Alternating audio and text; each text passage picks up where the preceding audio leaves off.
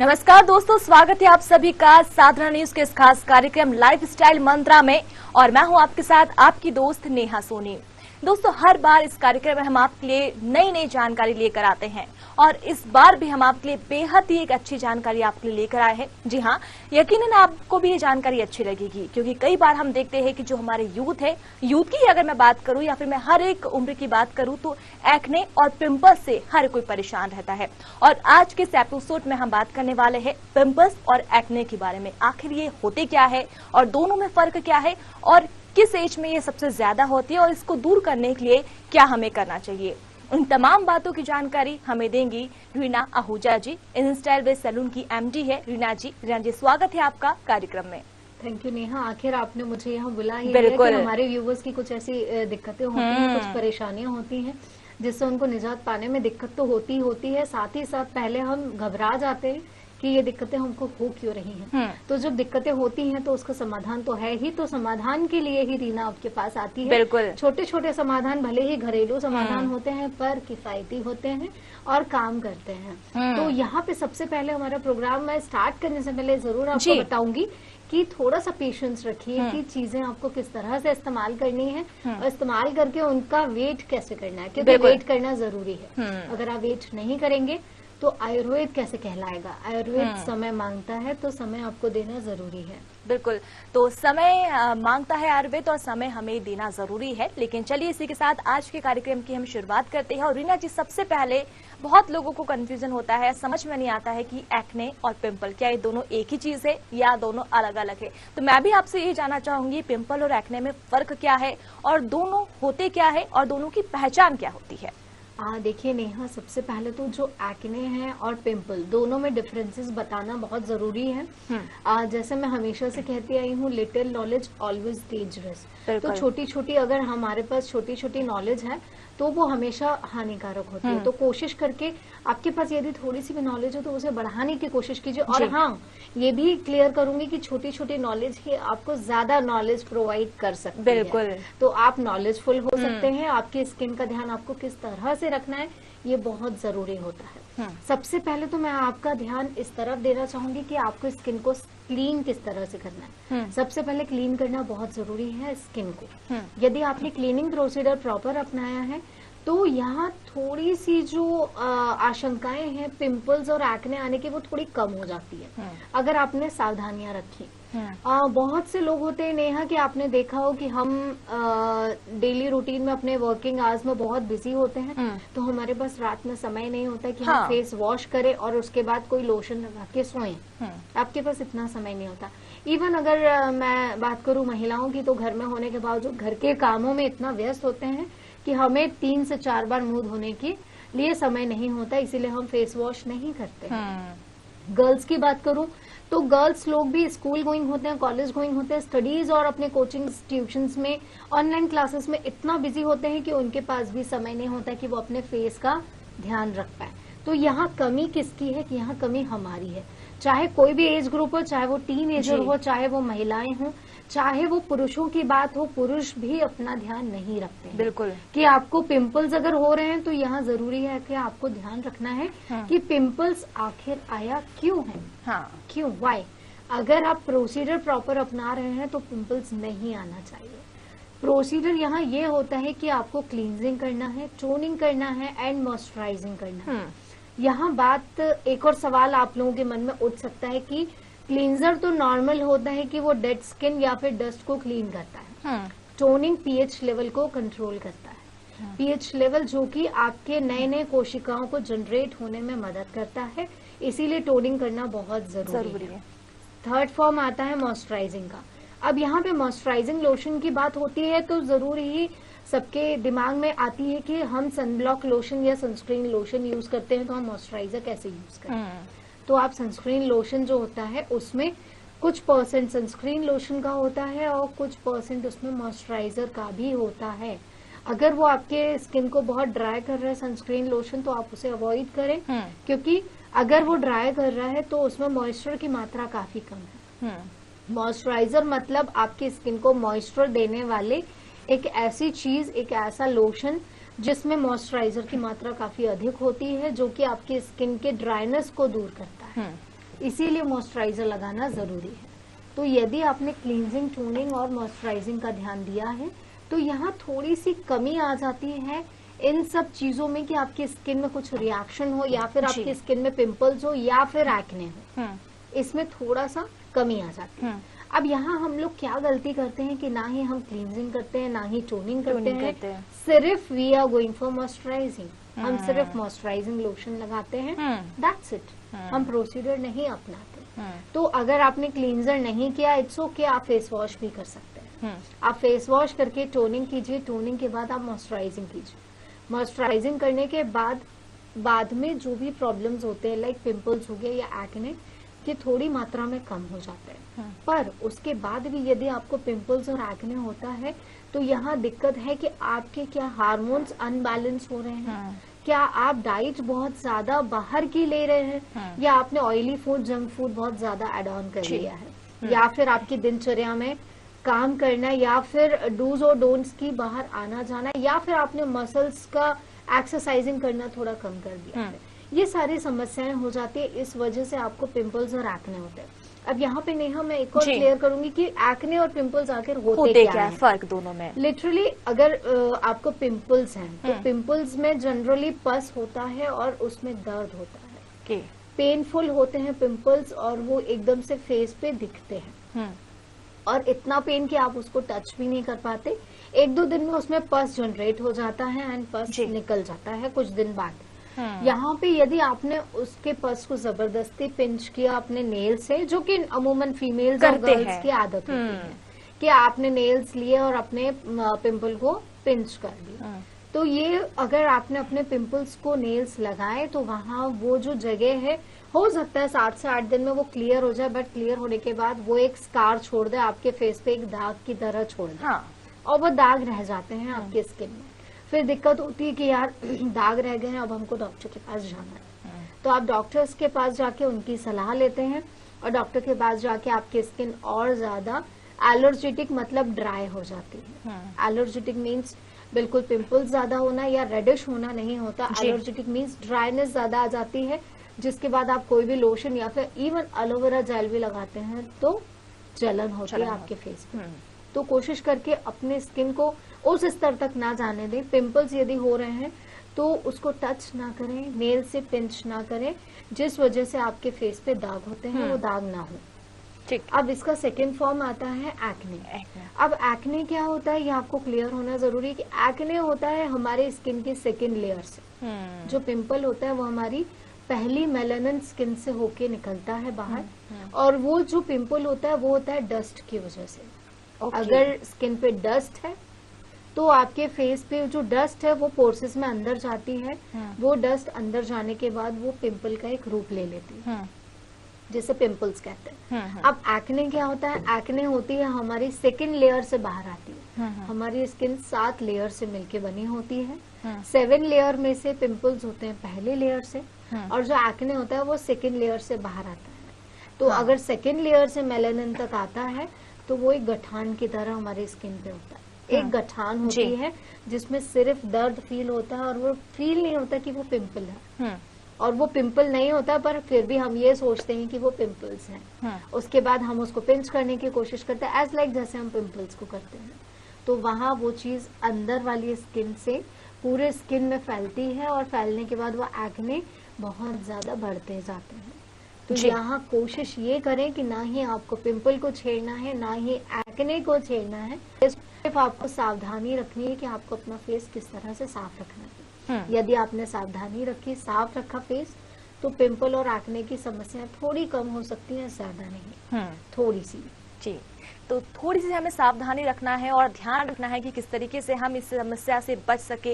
लेकिन रीना जी, यहाँ पर हम समाधान भी जानना चाहेंगे, क्योंकि जैसे आपने फेस हमें क्लीन रखना है ये तो आपने बताया, लेकिन कुछ चीजें ऐसी होती है जो हमें करना चाहिए, हम नहीं कर पाते हैं, या फिर समय की कमी है, या फिर कुछ चीजें ऐसी होती है जो हमारे पास मौजूद होती है, घरों में मौजूद होती है, उसे हम फॉलो नहीं करते। तो वो छोटी छोटी सी चीज जो बहुत आसान तो है ही लेकिन हम उसे इस्तेमाल नहीं कर पाते, वो हम आपसे जानना चाहेंगे। नेहा, सबसे पहले मैं डाइट की तरफ आप लोगों का रुख मोड़ूंगी कि सबसे पहले आपको डाइट बहुत अच्छी लेनी है जिससे कि पिंपल और एक्ने का कोई भी प्रॉब्लम ना हो। सबसे पहले कोशिश ये करनी है कि आपको एक्ने पिंपल्स होना, बिल्कुल नहीं होने के बहुत से रीजंस है। लाइक अगर आप डाइट के लिए कहें तो डाइट में आप बहुत सी चीजें ऐड कर सकते हैं और बहुत सी चीजें जो आपको अवॉइड करनी चाहिए। सबसे पहले तो वाटर इनटेक आपको ज्यादा करना चाहिए जी। जितना आप वॉशरूम जा सकते हैं वो बहुत अच्छी बात है। हम स्पेशली फीमेल्स बहुत अवॉइड करते हैं पानी पीना, क्योंकि हम वर्किंग आवर्स में बाहर रहते हैं, तो हाउ वी यूज वॉशरूम्स कि हम बाहर कहाँ जाएंगे, सो इसलिए हम पानी बहुत कम लेते हैं। तो ये सब चीजें मतलब लाइक छुपाने की और घबराने की जरूरत नहीं है, आपको पानी लेना चाहिए। अगर आप वाटर इनटेक ज्यादा करते हैं तो आपको एक्ने पिंपल्स की समस्या थोड़ी कम होगी। यहाँ तो हो गई पानी की बात, इसके साथ में आप जूसेस भी ऐड कर सकते हैं। पाइनएप्पल जूस, ऑरेंज जूसेस आप ले सकते हैं जिससे विटामिन सी और डी आपको मिलता है, तो ये आपकी बॉडी को प्रॉब्लम करने से बचाएगा। जी ठीक है, अगर आप जूसेस लेते हैं तो वेल एंड गुड, आप जूस ले सकते हैं। कोशिश करके कॉफी को अवॉइड करें। कॉफी को, बहुत लोग कॉफी लेते हैं ज्यादातर, तो कॉफी को आप अवॉइड करें, कोल्ड कॉफी ले, क्योंकि कॉफी ऑलरेडी बहुत गर्म होती है। बिल्कुल हाँ। तो आप गर्म हॉट कॉफी ना लेके कोल्ड कॉफी की तरफ जाएं, जिससे कि आपकी बॉडी की इम्यूनिटी और इवन ब्लड सर्कुलेशन का जो एक हॉट पार्ट है वो थोड़ा सा कोल्ड कंप्रेशन में है, जिससे कि आपको एक्ने और पिंपल होना थोड़ा कम हो। सेकेंड थिंग, यदि आप डाइट में बाहर के जंक फूड्स कुछ ज्यादा ही एड ऑन करते हैं तो कोशिश करके जंक फूड को थोड़ा कम करें। ऑयली फूड और बाहर के, जैसे आपने लाइक बहुत लोगों को पास्ता और नूडल्स एंड बहुत सारे चाइनीज फूड्स होते हैं जो कि बहुत ज्यादा पसंद होते हैं, बिल्कुल बहुत ज्यादा पसंद होते हैं। स्पेशली मैं टीनेजर गर्ल्स और मेल्स की बात करूंगी, बच्चों की जो कि हॉस्टल्स वगैरह में रहते हैं, वो खाना नहीं खाते हैं, वो बाहर जंक फूड ले लेते हैं, उनको स्पेशली टीनेजर में पिंपल और एक्ने की समस्या ज्यादा देखी जाती है। 16 साल से लेके 25 से 26 साल के बच्चों को सबसे ज्यादा ये समस्या होती है। तो ये रीजन यही है कि आप बाहर का जंक फूड सबसे पहले खाते हैं और घर का खाना अवॉइड करते हैं। पहले के समय में जो हमको खाना मिला करता था उसमें पौष्टिकता काफी अच्छी हुआ करती थी और वो स्वस्थ होता था, मतलब लाइक स्वास्थ्य भोजन हुआ करता था। बट अभी के समय में जो हमको भोजन मिलता है उसमें काफी चीजें मिली हुई होती हैं जो कि प्योर नहीं होता। तो प्योर भोजन ना होने की वजह से हमारे बॉडी रिलेटेड समस्या होती हैं। यहाँ जरूरी नहीं है कि आपकी स्किन हो, आपकी बॉडी में भी दिक्कतें होती हैं। आपका मोशन क्लियर नहीं होता, पेट साफ नहीं होता, गैस्ट्रिक की समस्या सबसे ज्यादा हो जाती है, जिस वजह से पिंपल्स की प्रॉब्लम होती है। अब पिंपल की प्रॉब्लम यहाँ गैस्ट्रिक से जुड़ी हुई है, ये बहुत ही कम लोगों को पता होती है। बिल्कुल। बट क्या ये गैस्ट्रिक की समस्या आपके पिंपल्स से जुड़ी हुई समस्या सिर्फ इतनी ही है? हाँ। आपको क्या लगता है कि सिर्फ इतनी ही है? नहीं, ये समस्या अल्सर में भी कन्वर्ट हो सकती है, बढ़ सकती है। आपकी पिंपल्स की समस्या, एक्ने की समस्या तो होगी ही अगर आपको गैस की समस्या, गैस्ट्रिक की प्रॉब्लम है। काफी लोगों को गैस्ट्रिक की समस्या की वजह से ऑपरेशन भी कराने पड़ते हैं नेहा। तो ये प्रॉब्लम बहुत ज्यादा मेजर है और इस मेजर समस्या के बाद आपको अल्सर की समस्या भी हो सकती है। अल्सर में सबसे ज्यादा दिक्कत होती है, मतलब लाइक आप अपनी प्रेजेंटेशन भी प्रॉपरली नहीं दे सकते अगर आपको बॉडी रिलेटेड कोई भी समस्या है। अगर आपको पेट में दर्द है तो आप कहीं भी प्रेजेंटेशन प्रॉपरली नहीं दे सकते। बिल्कुल। तो कोशिश करके वाटर इनटेक सबसे ज्यादा करें। सबसे अच्छा सोल्यूशन आपके अल्सर को ठीक करने का, आपके पिंपल्स और एक्ने को ठीक करने का सबसे अच्छा जो सॉल्यूशन है वो है वाटर इनटेक। अगर आप 3 से 4 लीटर एक दिन में पानी ले लेते हैं तो आपको ये समस्याएं थोड़ी थोड़ी धीरे धीरे कम हो जाएंगी। जैसे अगर नॉर्मली मान के चलिए कि हमको 1% एक दिन में फायदा हो रहा है, लाइक 1% हम 1% हम ज्यादा कर सकते हैं पानी। आप डेली के रूटीन में उसको थोड़ा थोड़ा बढ़ाइए, तो कोशिश करेंगे तो फिर 6 से 8 महीने में आपकी ये दिक्कतें थोड़ी तो कम हो जाएंगी। थोड़ी कम से कम 50% तो कम होंगी। क्योंकि मैं नहीं कह रही आप 4 लीटर एक साथ लें, बट धीरे धीरे आपके गाइडलाइन को बढ़ाइए। जैसे ही आप इनको बढ़ाएंगे तो आपकी प्रॉब्लम्स धीरे धीरे कम होगी। बिल्कुल। और यहीं पे अगर खाने की मैं बात करूं तो फूड्स में आप वेजिटेबल्स लें, और जो लोग नॉनवेज भी अगर लेते हैं तो मसाले उसमें काफी ज्यादा बहुत लोग ले लेते हैं, बहुत से लोग उसमें ऑयल ज्यादा रहता है तो वो इनटेक भी ज्यादा होता है। इसमें कोई दिक्कत नहीं अगर आप ऑयली फूड ले रहे हैं घर का। जी। इसके साथ में मैं एक और आपको होम रेमेडी बताऊंगी। यदि आपने ऐसे फूड्स लिए हुए हैं और इसके बाद आपको डाइजेशन की प्रॉब्लम हो रही है, अगर डाइजेशन की समस्या होती है इसके बाद ही गैस्ट्रिक की समस्या बढ़ जाती है। डाइजेस्ट नहीं हो रहा है तो रात में गुनगुने पानी से अगर आप थोड़ा सा गर्म, ज्यादा गर्म थोड़ा सा जो आप ले पाए, इनटेक कर पाए, 1 गिलास पानी के साथ अजवाइन आधा चम्मच और आधा चम्मच काला नमक, दोनों को मेजरमेंट आप इक्वली लेके स्पून से, और अगर रात में इनटेक करके आप सोते हैं तो मॉर्निंग में जो भी आपने रात में ऑयली फूड या फिर मसाले वाला खाना लिया हुआ है तो वो डाइजेस्ट हो जाएगा। मॉर्निंग में ही आपका पेट डाइजेस्ट हो जाएगा, तो इससे आपको गैस्ट्रिक की समस्या नहीं होगी। जी। गैस्ट्रिक नहीं होगी तो पिंपल एक्ने की आशंकाएं कम हो जाएंगी। इसके साथ में यदि आप दिन में कुछ भी खाना लेते हैं, लाइक अगर आपकी डाइट चपातीज बहुत सारी लेने की है, 4 से 5 चपाती आप लेते हैं, इसके साथ में कोशिश करके अगर आपका डाइट 4 चपाती का है तो उसको जस्ट हाफ कीजिए कि 2 चपाती लीजिए आफ्टरनून में। इसके साथ में आप लाइक सैलेड्स को ऐड ऑन करना मत भूलें। सैलेड्स बहुत जरूरी है हमारी बॉडी के लिए, और बॉडी के साथ साथ ये आपके स्किन को भी बहुत अच्छा करता है। जिस तरह से ये पता है कि प्याज हमारे बालों को ग्रो करने में हेल्प करता है, इसी तरह से ऑनियन आपकी स्किन को ग्लो करने में भी हेल्प करता है। तो ऑनियन में ऐसे इंग्रेडिएंट्स होते हैं कि वो आपकी स्किन में मेलानिन को ग्रो करने में हेल्प करता है। तो आपकी मेलानिन जब ग्रो करेगी, अच्छे से ग्लोइंग करेगी, तो वो कितनी अच्छी होगी और आपको एक्ने और पिंपल्स की समस्याएं थोड़ी कम हो जाएंगी। यही अगर मैं टमाटर की बात करूं तो टमाटर एक ऐसा इतना अच्छा रेमेडी है कि यदि आपको टैन हो रहा है फेस पे तो वह एंटी टैन का काम करता है। हाँ, बिल्कुल। अगर टमाटर आप फेस पे लगाएंगे तो आपका फेस ऑलरेडी ऑटोमेटिक ग्लो करता है। अगर आपने फेस पैक की तरह टमाटर प्यूरी को लगा लिया है 15 से 20 मिनट, उसके बाद आपने उसको वॉश किया तो आपके फेस को ग्लो करता है। तो एक नॉर्मल सी बात है, यदि टमाटर आपके फेस को ग्लो कर रहा है और अगर आप उसको इनटेक कर रहे हैं तो इनरली आपकी स्किन को कितना अच्छा करें। तो कोशिश करके सैलेड्स को ऐड ऑन करें। और यहाँ मैं कुकुम्बर की बात जरूर करूंगी कि जब हम फूड्स लेते हैं तो फूड्स में ऑयल भी होता है और मसाले भी होते हैं, जिससे कि हमारी बॉडी, मतलब जैसे कई बार ये बोला गया है कि इनकी तासीर बहुत गर्म है और इनकी बहुत कोल्ड है। नॉर्मल से लैंग्वेज में अगर बात की जाए तो होती भी है। बिल्कुल। तो अगर आपकी तासीर गर्म है तो जो कुकुम्बर है वो आपके कंप्रेशन को थोड़ा सा कोल्ड कर सकता है। बिल्कुल। कुकुम्बर बहुत अच्छा होता है, ठंडा होता है। यदि आपको गुस्सा भी आता हो तो आप कुकुम्बर खा के अपने गुस्से को भी कम कर सकते हैं। क्या बात है। यदि गुस्सा आपको ज्यादा आता है, हमेशा से नेहा कई बार ऐसा हुआ है कि जब कभी हमारे सामने ऐसी बात हो जाती है, गुस्सा किसी को आ जाता है, तो हम ये बोलते हैं ना हमेशा से कि 1 गिलास पानी पी लो। बिल्कुल बोलते हैं ऑलवेज। हाँ। तो पानी पीने का एक मिथ यही है कि पानी क्यों पिलाया जाता है, ताकि उनकी तासीर उस समय पे थोड़ी ठंडी हो, जिससे कि उनका गुस्सा थोड़ा कम।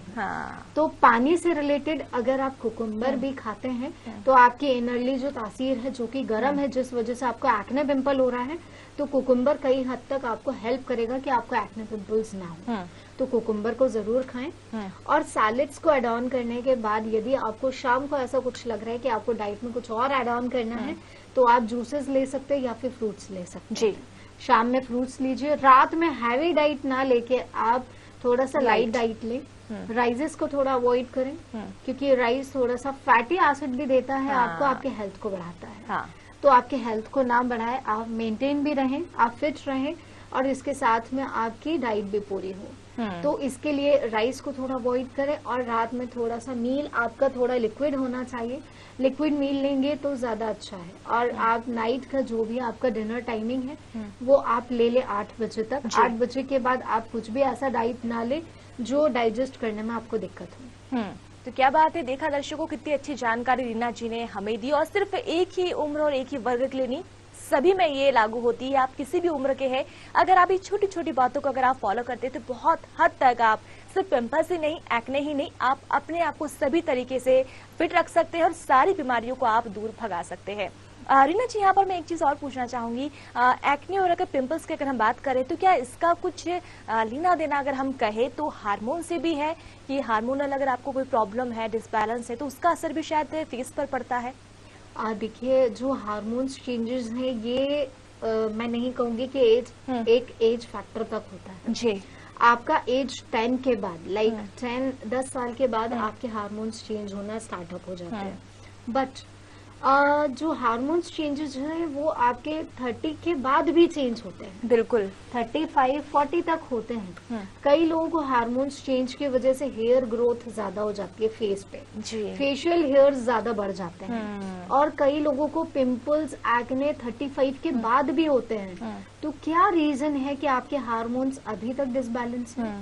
देखिए, हार्मोन्स डिसबैलेंस तब होते हैं जब हम डाइट प्रॉपर नहीं लेते। अगर आप डाइट नहीं लेंगे अच्छी, आप अपनी चीजों को मेंटेन नहीं करेंगे, ऑयली फूड, जंक फूड और डाइट, स्प्राउट्स और फ्रूट्स को ऐड ऑन नहीं करते हैं, तो हार्मोन्स डिसबैलेंस होते हैं। स्पेशली जो एक ड्यूरेशन होता है हार्मोन्स डिसबैलेंस का, वो होता है 16 to 20। ओके 22 तक आपके हार्मोन्स डिसबैलेंस होते हैं। 22 के बाद वो तो कवर अप हो सकते हैं, क्योंकि 22 के बाद ह्यूमैनिटी होती है, मतलब एक डिजीज है जो कि मैच्योर लेवल तक आ जाता है। उसके बाद हमारी मेंटालिटी भी स्टे हो जाती है, और हमारे हम भी काफी हद तक डाइट कॉन्शियस हो जाते हैं, जिस वजह से हार्मोन्स डिसबैलेंस होना रुक जाता है। अगर उसके बाद भी हो रहा है तो यहाँ कमी आपकी है कि हार्मोन्स डिसबैलेंस हो रहे हैं। हार्मोन्स डिसबैलेंस होना भी एक तरीका होता है, एक प्रारूप होता है पिंपल्स और एक्ने का, बट वो एक समय तक होता है। बट अगर आपने इन चीजों का ध्यान दिया तो वो ज्यादा नहीं बढ़ता, कंट्रोल में रहता है। तो कंट्रोल में रखने के लिए आपको अपनी डाइट का, अपनी सेहत का ध्यान तो रखना ही पड़ेगा। कई बार बहुत सारे प्रोडक्ट नॉलेज ना होने की वजह से भी पिंपल और एक्ने हो जाते हैं। बिल्कुल, क्योंकि हमको ये नॉलेज नहीं होती कि हमारी स्किन टाइप क्या है, और हम कई टाइप के प्रोडक्ट्स ऐसे लगा लेते हैं कि जिस वजह से हमको एक्ने और पिंपल की समस्या होती है। तो यहाँ आप ये भी नहीं बोलेंगे कि हार्मोन्स डिसबैलेंस है, यहाँ प्रॉब्लम आपके प्रोडक्ट नॉलेज का है। बिल्कुल, कि आपने क्या लगाया था, क्या वो आपकी स्किन पे सूट कर रहा है। बहुत से लोग हैं जो फाउंडेशंस लगा लेते हैं, फाउंडेशंस के बाद में स्किन ड्राई हो जाती है। कई फाउंडेशंस के बाद आपकी स्किन ऑयली हो जाती है। तो ये टाइप ऑफ स्किन और टाइप ऑफ वेरिएंट होता है कि आपकी स्किन टाइप क्या है और आप क्या यूज कर रहे हैं। सबसे पहले तो आपको इन चीजों का ध्यान देना है कि आप कोई भी फाउंडेशन लगाएं, कोई भी कंसीलिंग करें, या फिर कोई भी क्रीम लगाएं, उससे पहले आपको सीटीएम का ध्यान देना है, जिससे कि वो चीजें आपको दिक्कत ना करें। शुरुआती जो बेस है वो है सीटीएम। सीटीएम के बाद आप any type of creams, but not any type of skin के, उससे आप कोई भी क्रीम ले, कोई भी फाउंडेशन ले, उस पर मेंशन्ड होता है कि ये कौन से स्किन टाइप पे है। सबसे फर्स्ट ऑफ ऑल आपको अपनी स्किन का नॉलेज होना चाहिए कि आपकी स्किन टाइप क्या है। टैंड है तो वैसा आप यूज करें, अगर ऑयली है तो वैसा यूज करें। पिंपल वाली स्किन है, आपको पता है कि वो फाउंडेशन लगाने के बाद आपको ऑयल ज्यादा स्प्रेड हो जाता है, तो वो वाला फाउंडेशन आप अवॉइड करें। कुछ ऐसे क्रीम्स होते हैं, मॉइस्चराइजिंग लोशन होते हैं, जिसको लगाने के बाद ऑयल ज्यादा आता है। बहुत लोगों को रात में सोने के बाद पूरे फेस पे ऑयल आ जाता है, जैसे कि आप अगर ड्राई टिश्यूज से निकालेंगे तो उसमें पूरा ऑयल आ जाता है। बिल्कुल। तो अगर ऐसी कोई समस्या है तो प्लीज कोशिश करके फेशियल्स की तरफ जाएं। जिससे कि आपके स्किन में इतना ज्यादा एक्सीड ऑफ ऑयल आता है, जनरेट होता है, तो उसकी समस्या थोड़ी कम है। एक मेजर प्रॉब्लम ये भी होती है कि अगर आपकी स्किन पे ज्यादा ऑयल आता है तो उस वजह से भी एक्ने पिंपल्स होते हैं। हाँ, एक्ने पिंपल्स के बहुत से तरीके और प्रारूप है जिस वजह से ये प्रॉब्लम होती है। तो कई बार आपकी स्किन का जो मॉइस्चर है, मतलब आपके स्किन का जो नेचुरल ऑयल है जो आता है, ये भी कहीं हद तक प्रॉब्लम करता है आपको। तो आपको इसको कंट्रोल करने के लिए सबसे पहले तो फेस वॉश का ध्यान देना है कि आप दिन भर में कितनी बार फेस वॉश कर रहे हैं। फेस वॉश कम से कम 4 बार आपको करना ही है, और अगर उसके बाद भी कंट्रोल नहीं हो रहा है तो 4 से 6 बार आप करें अपना फेस वॉश। इसका टाइम ड्यूरेशन बढ़ा दें कि आपकी स्किन में जो ऑयल आ रहा है, एक्सीड ऑफ ऑयल थोड़ा कम हो जाए जी। साथ में ही आपको टोनिंग का स्पेशली ध्यान देना है, क्योंकि ऑलरेडी आपकी ऑयली स्किन है, ऑलरेडी आपके स्किन में नेचुरल ऑयल आता है, तो आप टोनिंग का ध्यान दें। जितनी बार फेस वॉश करेंगे उतनी बार टोनिंग करना। बिल्कुल। टोनर के साथ में आपको मॉइस्चराइजिंग लोशन का जरूर ध्यान देना है कि वो टाइप ऑफ स्किन के हिसाब से आप यूज करें। अगर आपकी ऑयली स्किन है तो वैसा ही इस्तेमाल करें। ऐसा ना हो कि ऑल टाइप ऑफ स्किन के आप मॉइस्चराइजर यूज करें और आपकी स्किन ऑयली है तो वो सूट ना करे, उसके बाद एक पिंपल हो जाए आपको तो प्रॉब्लम होता है। बिल्कुल। रीना जी, एक चीज मैं यहाँ पर और जानना चाहूंगी, कई बार हम देखते हैं कि हमें पिंपल हुआ या एक्ने हुआ, हम चले जाते हैं स्टोर्स पर, मेडिकल स्टोर पर और ट्यूब ले लेते हैं, कोई सा भी जो हमें भले हमारे पास प्रिस्क्राइब नहीं हो लेकिन हम ले लेते हैं और वो हम पिंपल्स पर लगा लेते हैं। कई बार इसका साइड इफेक्ट भी हमें देखने देते हैं, तो ये किस हद तक और कितना ये सही है? देखिए नेहा, सबसे पहले तो हम लोग अवॉइड करते हैं आपको इन चीजों को लेने के लिए, कोशिश करते हैं, आपको मना करते हैं कि मेडिकल से आप कोई भी क्रीम्स ऐसे ना लें, क्योंकि देखिए मेडिकल जो मेडिकेटेड ट्यूब्स होते हैं वो बुरे नहीं होते, it's not be harmful, but वो हार्मफुल तब होते हैं जब आप प्रिकॉशन बेसिस सारी चीजें नहीं लगाते।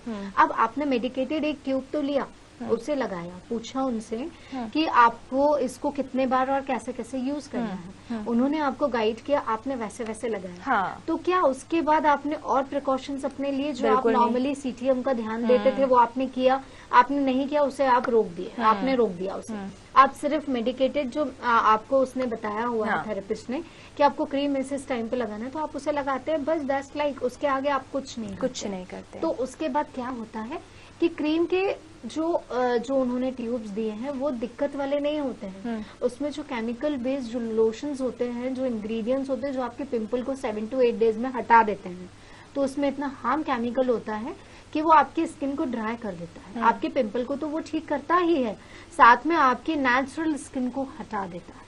तो जब नेचुरली स्किन कभी आपको चोट लगती है नेहा, तो स्किन जब थोड़ी सी छिल भी जाती है तो वहाँ हमको बर्निंग होती है। बिल्कुल। और रीना जी, कई तो ऐसे भी ट्यूब होते हैं, ऐसे भी क्रीम होते हैं जिसमें स्टेरॉइड्स भी होता है। हाँ, स्टेरॉइड्स होता है, सारे ट्यूब्स में होता है जो मेडिकेटेड होते हैं। विदाउट स्टेरॉइड्स आपकी चीजें क्लीन नहीं हो सकती, इसीलिए वो केमिकल ट्रीटमेंट्स होते हैं। और बेसिकली इन स्टाइल में इसीलिए आयुर्वेद ट्रीटमेंट्स करता है कि आपकी स्किन को दिक्कत ना हो, नेचुरली तौर पे आपकी स्किन रिपेयर हो, नेचुरली तौर पे आप कोई भी क्रीम लगाने के लिए तैयार रहें और आपकी स्किन उन चीजों के लिए तैयार हो जी। आपने मेडिकेटेड ट्यूब्स लेने के बाद 15 दिन बाद आपकी नेचुरल स्किन तो चली ही जाती है, बट उसके बाद जैसे कि मैंने शुरुआती प्रोग्राम में अभी ही कहा था कि आप नॉर्मली एलोवेरा जेल भी नहीं लगा सकते, इतनी खराब। What is the means of aloe vera gel? Aloe vera gel एक नेचुरल टेक्निक है जो एक हर आयुर्वेद में अपनाई जाती है। तो एक नेचुरल एलोवेरा जेल भी जब आप अपनी स्किन पे नहीं लगा पा रहे हैं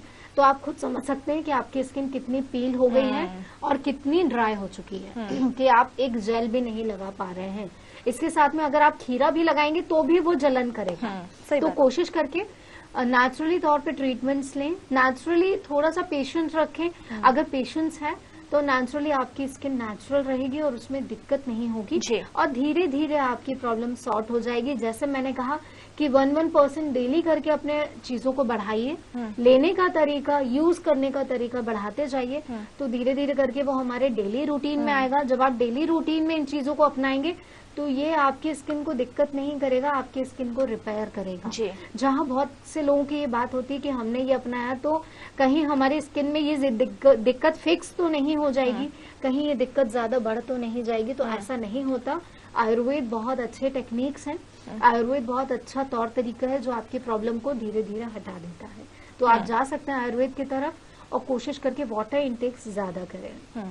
क्या बात है। तो इतनी अच्छी जानकारी रीना जी आपने हमें आज के इस एपिसोड में दी है, और यकीनन हमें भी उम्मीद है कि जो हमारे दोस्त इस वक्त हमें देख रहे हैं उनके भी जहन में जिस तरीके से चलता है कि एक्ने क्या होता है, पिंपल्स क्या होता है, कैसे हम इससे दूर कर सकते हैं, क्योंकि समय तो हमारे पास होता नहीं है, तो उनकी भी जो समस्या है उसका समाधान आज हुआ होगा। रीना जी बहुत शुक्रिया, साधना न्यूज के इस खास कार्यक्रम में आप आई और इतनी जानकारी हमसे साझा की। Thank you. तो दोस्तों आज के इस कार्यक्रम में इतना ही, फिर हम मिलेंगे किसी नए एपिसोड और नई जानकारी के साथ। तब तक लिए मुझे यानी नेहा को भी दीजिए इजाजत। नमस्कार।